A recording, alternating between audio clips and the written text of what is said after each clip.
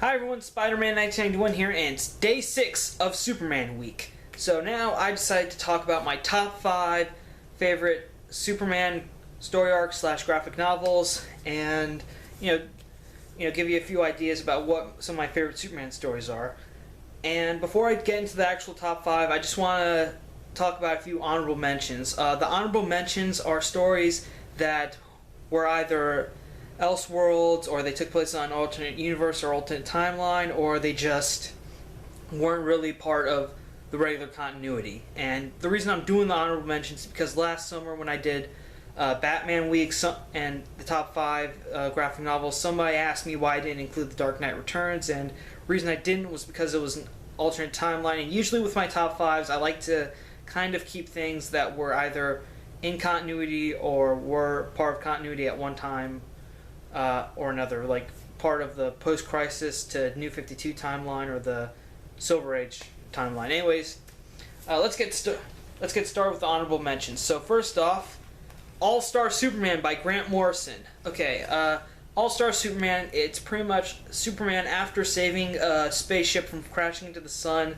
Flying too close has enhanced Superman's powers. He's got some new powers. He's stronger, faster. However, now he's dying. The solar energy it's now empowering him is slowly destroying him. And now Superman decides to take care of some unfinished business. And it's kind of one of those stories where the main character is just like, I'm dying. I need to take care of a few things before my final rest. And this is just a brilliant story. I mean, also Luthor is responsible, so he knows it's the end of Superman too. So it's kind of like their final battle at the end of it. Pretty much, I have 2 books here because when they originally printed these in paperback form, they split up the series with issues 1 and 6 and 6 to 12 in this book. I would definitely recommend All-Star Superman for anyone who wants to read a Superman story that isn't about continuity. And also, this was based on an animated movie was made about this series, and it's a very brilliant story. I mean, Grant Morrison really gets to the heart and soul of Superman with this. I highly recommend, and this is why it's still one of my favorites. Next up, Whatever Happened to the Man of Tomorrow by the Watchmen writer Alan Moore. Alan Moore was pretty much chosen after Jerry Siegel was asked to write a story, was unable to write a story that would be sort of the end of Superman, and they wanted this story just because Crisis on Infinite Earths was starting, and they were going to reboot the character, so they just decided to print a story that would kind of be an ending for the Silver Age Superman. The reason this is on the honorable mentions is because even though this is kind of an end for the Earth 1 Silver Age Superman, it's still not really. Its continuity status is a little ambiguous, I think, because what happened to Superman of Earth 1 was that he was erased and then replaced by the post-crisis Superman and just rebooted. And but nevertheless, Whatever Happened to the Man of Tomorrow is a brilliant story. I mean, I know All-Star Superman dealt with the death of Superman, but this is kind of like, everything ends for Superman, like the entire mythos, because slowly supervillains are Superman's rogues are either getting killed or they're disappearing forever, and his support cast is slowly withering away. Pete Ross dies, the Legion visits him one last time and says that at this point they'll no longer see him again. It's just a very brilliant story, and the entire story is told by Lois Lane, who's still alive. It's been years since the events of Superman. It's been like 10 years since the events of Superman. She's married, she has a kid, and she's just recapping the events to a reporter who's asking what exactly happened that day. Overall, this is a great story. It's a brilliant, well-crafted story. If you ever wanted to see how it would all end for Superman, you should definitely read this. Oh yeah, also okay, now it's time for the top 5. And starting off we have my number 5 pick is actually another Alan Moore story. It's called For the Man Who Has Everything. This was actually written for Superman Annual number 11, and it's also collected here in this edition of Whatever Happened to the Man of Tomorrow. They also include two other stories for the Man Who Has Everything, and also a team up with Swamp Thing. But back to the story at hand. For the Man Who Has Everything, it's pretty much Mongol has attacked them. It's Superman's birthday. Batman, Wonder Woman, and Robin go see him to give him presents, and when they show up, they find that Superman has this alien plant attached to him, and it was sent by Mongol, who wanted revenge on Superman. And basically, the plant, known as the Black Mercy, whenever it attaches to an living organism, in this case Superman, it lets them live out their deepest fantasy. And in this case, for Superman, it's what if Krypton never exploded? What if he got to be the only way he could ever have a normal life is if this is how Superman sees that he can only have a normal life is if he stayed on Krypton and Krypton never exploded. And he's kind of seeing what his life would be like if he wasn't Superman, wasn't Clark Kent, he was just Kal-El, and he has a wife and kids. It's very nice. Unfortunately, though, because Jor-El said the planet was exploding and it didn't, he's been widely discredited, and things just aren't really looking so good for the House of El in Superman's fantasy. And slowly, eventually Superman does become aware that this isn't real, and he is able to break free from the planet's spell. But once he does, oh man, you do not want to be a Mongol after that. But yeah, for the Man Who Has Everything, it really is a great story because you've always wanted. You think Superman would probably want to be with Lois Lane if he could be normal. Unfortunately, but really he wants to see what his life would have been like on Krypton. Because he's adopted, he's technically sees himself as a human. However, obviously there's still a part of him that wants to know what it would have been like on Krypton, what it would have been like to have been raised by Jor-El. All that stuff. It's a very beautiful story, and also it was adapted into an episode, Justice League Unlimited. From what I've seen, though, most of the dialogue still remains intact in that episode. Well, there's a lot less cursing, but nevertheless, for the Man Who Has Everything, it's a very, very compelling story. I would definitely recommend you check it out because it's just one short little one-shot annual. It's a quick story. It's a little, not exactly quick or brief, but sustainable, and I really think it's an amazing story that people should check out. Okay, next up, Superman Last Son by Jeff Johns and Richard Donner. Okay, so for Last Son, this takes place a little bit after Infinite Crisis, after 1 year later after Infinite Crisis. Anyways, Superman, one day this rocket crashes to Earth and Superman discovers there's a boy in it, and this boy has the same powers as Superman, and eventually they're able to determine that the boy's Kryptonian.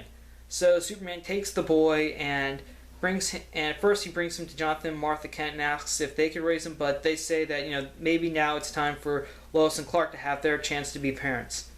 And Lois at first is a little resistant, but then she agrees to it, and so Lois and Clark become parents, and their new boy is named Christopher Kent, and they give him glasses and everything, and it's very nice. It's very nice to see Lois and Clark as parents for some of this story. It's great, but then it's discovered that the boy is actually from the Phantom Zone, and he's biologically the son of General Zod and Ursa, and he was born in the Phantom Zone. And somehow he was able to break free, and then suddenly Zod, Ursa, Non, and all the other Kryptonian criminals break free from the Phantom Zone, and then they trap Superman in the Phantom Zone, but Superman's able to get out thanks to Mon-El. So technically the story also helped reintroduce Mon-El, who eventually became a member of the Legion of Superheroes. Alright, Superman lasts, and ultimately in the end, though, Superman is able to defeat Zod and the other and send them all back to the Phantom Zone, but he has to team up with Luthor and his Superman Revenge Squad, and also, unfortunately, though, in order to keep all the Kryptonian criminals in the Phantom Zone, Chris had to go back as well, and before he went, he thanked Superman for being there for him and being a dad, and thus he left. So yeah, if you were disappointed, I would say that if you saw the season 4 finale of Lois and Clark, where they suddenly found a baby that they were supposed to raise, and then that's where the season ended. And we never got the chance to see Lois and Clark as parents. Well, I'd recommend you check this out because you do get to see what Lois and Clark would be like as parents, which is very nice. And it's also a question that a lot of people probably asked themselves after Superman and Lois Lane got married, like, when are they going to have kids? I mean, obviously Superman would be great as a dad, and so there's that too. And also Jor-El, the Jor-El recording, The Fortress of Solitude, explains to Superman that there is no way that a human and a Kryptonian could biologically conceive a child. So, obviously having Chris was, again, another blessing. And it was just, I think that was a very nice moment. The main elements I recommend this is because, you get to see Superman and Lois Lane as parents, and it's a very nice story. Also, and like I said before, this did reintroduce Mon-El, who was a Daxamite who crash landed on Earth back before Clark Kent was Superman, and he was just a kid in Smallville. And at first he thought it was Mon-El was Kryptonian, but it turns out he was from Daxam, and he was suffering from lead poisoning. And so Clark had to put Mon-El in the Phantom Zone in order to make sure to keep him alive until they could find a cure. And a cure was found, but it involved the Legion of superheroes in the 31st century. And then Mon-El decided to stay there and help and become an official member of the Legion. But overall, Last Son is a very nice story. I highly recommend this. It's also a good General Zod story. And he's the villain in Man of Steel. So if you want to read something with General Zod, I recommend this. Okay, now for number 3. This is actually 2 graphic novels, but they're all part of the same story here. It's the death and return of Superman. Okay, Death of Superman, pretty much, Superman fights Doomsday and they both die. Spoiler alert there. But really, this is a great book. The way they told this story was amazing, because it was told through all 4 Superman books, which at the time were The Adventures of Superman, Action Comics, Superman the Man of Steel, and all concluded in Superman number 75. Yeah, 75. And when it got to those final 4 issues, the way they did it was the first part had 4 panels on each page, then the next book had 3, then 2, then only 2 panels on the next one, then just like one giant splash page each for the final part. And that was a brilliant way of telling the story. And ultimately though, you see Superman trying his hardest to take down this monster, but it's nearly unstoppable even for him. And you just see Superman going at it like he's never fought anyone this hard. He's giving it his all, and still not enough. And ultimately, in order to kill the creature, in order to help stop Doomsday forever, Superman had to give his own life. And as you can see here, this is the iconic shot where Lois is slowly holding Superman right before his final breaths. And then on the next page, we get the iconic cover, which was Superman's cape attached to a broken pipe here, flowing through the distance. Yeah, Death of Superman is very great, and of course the people were like, oh man, Superman's dead, I can't believe it, but wait, it's Superman, he'll probably come back soon. Well, they're right. Sort of. First we had to deal with the first of all, the return of Superman really isn't, that is really thick. I mean, look at this, look at the Death of Superman here. Look, see, here's a quick size comparison. Yeah, pretty thin.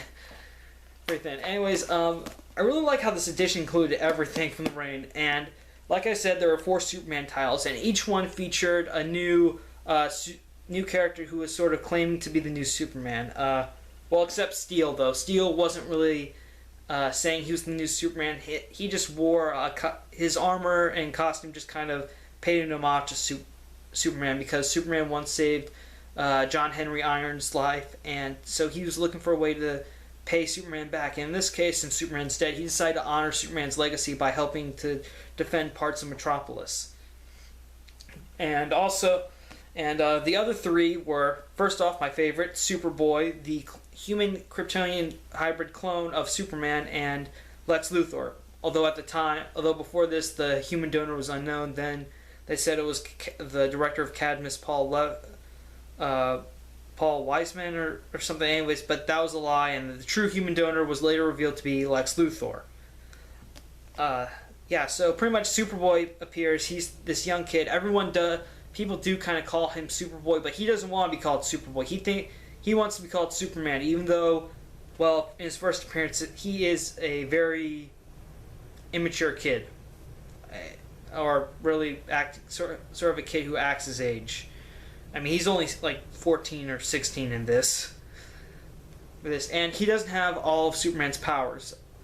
Pretty much in the post-crisis continuity, Clark Kent didn't start to develop his powers till like he was until he was like maybe 18 or something, and Superboy he really couldn't develop any Kryptonian powers until years later, to like he was on the Teen Titans and Jeff Johns was writing him. But for now, Superboy, in order to compensate, Cadmus kind of activated this, gave him tactile telekinesis, which could allow him to mimic Superman's flight, speed, and strength.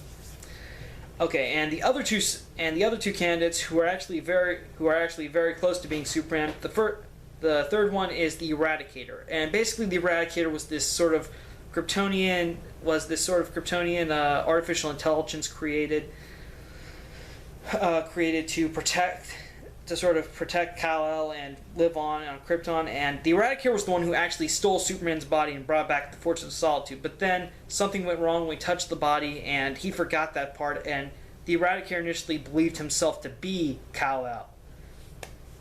And so, the Eradicator, though, he's basically Superman without any human emotion, and he's practically annihilate. Also, he can fire energy beams, and he's pretty much like annihilating any criminal out there, and he just becomes like a dangerous vigilante. And one day, Lois Lane asks him, like, "Clark, is it really you?" And he's like, "There is no Clark Kent, only Kal-El," and flies away. Next up, we have the Cyborg Superman, who, the Cyborg Superman is pretty much was a former astronaut who got in this whole just imagine he was part of this team of astronauts who had pretty much the same origin of the Fantastic Four, but everything went horribly wrong, and he blamed Superman for everything that happened to him. And Hank Henshaw the Cyborg Superman could pretty much bond to any technological based substance, and in this case he bonded with Superman's birthing matrix. He created a cyborg body that was part Superman, part cyborg, and he pretended to be Superman with amnesia. And of course, everyone started to believe that the cyborg was the real Superman. Unfortunately, though, they were dead wrong, because this one actually teamed up with Mongol and nuked Coast City, which led to Hal Jordan becoming a supervillain. But ultimately, though, right when the cyborg does reveal his true motives and he's with Mongol, the real Superman shows up. Right when the real Superman did show up, sales of Action Comics really didn't do so well after that. But ultimately, though, the death and return of Superman really was an amazing story.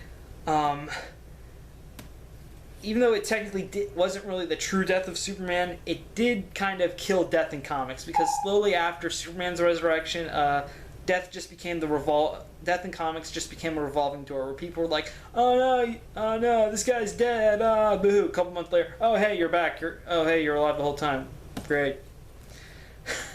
So Death and Return of Superman, it's really, the death of Superman is pretty short. You can probably read this in a couple hours. Return of Superman, you're gonna need some time with.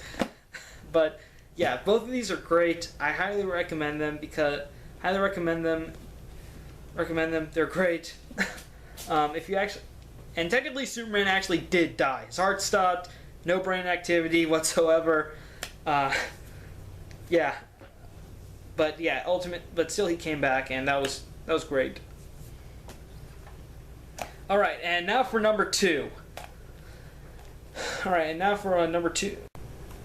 Superman, the Man of Steel mini Volume 1. This collects the right after Crisis on Infinite Earths, they decided to reboot Superman, make him more modern, and Superman the Man of Steel Volume 1 collects the 6-issue miniseries that helped reintroduce Superman to the post-Crisis DC universe, and it was very humanizing for Superman, okay? And the reason I like this is because without this, it was very successful, everyone loved it, and without it, we probably couldn't have much of the modern we couldn't have much of the modern Superman that we had today, alright? And a number of changes were made from this, from how Superman was in the Silver Age, because Krypton was pretty much this cold, very alien world where emotion was forbidden. Babies were pretty much all babies were like test tube babies, or they were like artificially grown, this birthing in devices called birthing matrices. And Jor-El, he knew the planet was going to explode, and he decided he was going to save his son by taking the birthing matrix and attaching a rocket to it and sending it to Earth. Of course, though, because no emotion was felt, his partnership with Lara was merely just so they could have a son. However, at the end, as Krypton was exploding, Jor-El did tell Lara that he really did love her. And when Superman arrives on Earth, though, he doesn't have any powers. He doesn't start to develop his powers till when he's maybe, I think, 18 or something, or like about to leave high school, because by then Clark Kent didn't wear glasses. He didn't like pretend to be. He wasn't Superboy, so he didn't really need to hide himself or wear glasses to have a dual identity. He could just be himself, and Clark Kent was actually a very popular kid. He was the high school quarterback, and everyone loved him. And then, right when his powers were starting to develop, Jonathan decided. Well, I mean, it wasn't completely like he didn't have powers. They were starting to develop during his teen years, but Jonathan and Martha Kent started to notice, and that's when Jonathan showed him the ship and explained that he wasn't from this world. And after that, Clark decided that he has to go and save the world. And however, though, Clark didn't put on the Superman costume immediately. He just kind of saved everyone from a distance. He didn't really get involved that much, but when he goes to save a space plane that held reporter Lois Lane, the public starts to notice, and there is a little bit of evidence that shows that Clark saved them. So that's when Clark develops the whole dual identity of being Clark Kent, the guy with glasses and slick back hair, and also the superhero Superman. And pretty much after that, also the series reintroduced us to Lex Luthor, Lois Lane, and also we get to see his relationship with Batman off to a very rocky start, as they really don't get along at first, but years later they start to become best friends. And also Luthor was reimagined. Instead of being this scientist who broke out of jail to a secret lab that apparently he funded who just robbed banks, now he was reimagined as a 1980s businessman, and he had hair. Although, funny thing is, when you read after Luthor's first appearance, as you continue to read the series, you start to see his hairline receding, which is funny. But overall, I think Superman the Man of Steel, Volume 1, this miniseries is a very crucial part to the post-crisis Superman, because without it, if it wasn't successful, I bet we probably wouldn't be enjoying much of the post-crisis Superman, but I really think this is still one of the best Superman stories ever told, because it did humanize Superman in a big way. He felt more human. In this case, Clark Kent was the real guy, and Superman was just a title. And in the end, though, when Clark does discover his alien origins, he still says to himself, it doesn't matter where I was from, Earth is my home, I still feel like a human, because Clark Kent is who I really am. And I love that feeling of it. I really like this much more human Superman as opposed to the Silver Age Superman, who is really much more alien than this guy. Okay, and now for number one. My favorite Superman story arc. Superman Brainiac. That's right, this is the story arc that pretty much introduced us to the real Brainiac. who was pretty much brought back to his original roots. He was a collector of worlds. He would shrink cities, and then destroy the planets in order to keep the knowledge of that civilization for himself forever. And for Brainiac, and also it restored the original bottled city of Kandor. The series does look at Superman. Also, did kind of provide some foundations for Superman and Supergirl's relationship, because, like in Superman Unbound, this was like maybe a little bit while after Supergirl's reappearance in the post-crisis DCU as Superman's cousin, and now Kara's kind of telling him about how Brainiac stole Kandor and that he's a monster and everything.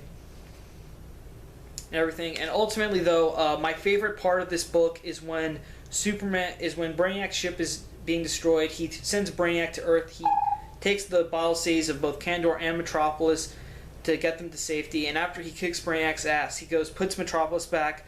Then he heads up north near the fortress to make sure Kandor regrows perfectly.